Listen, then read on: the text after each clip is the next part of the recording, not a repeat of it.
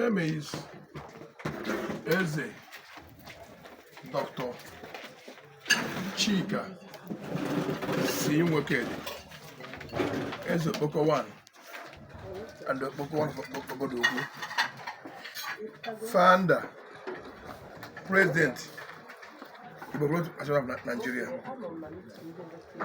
and by God's grace, current chairman, Council of Igbo, Lagos State. The reason why I want to make this press brief this morning is because of what happened at Idemo area command when we have security meeting with the Commissioner of Police and some area commander and some DPOs and some Obas and Valley.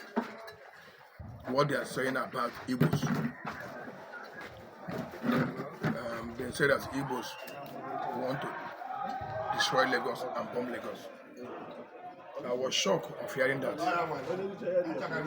Last year, before the election, they say Igbos want to take over Lagos.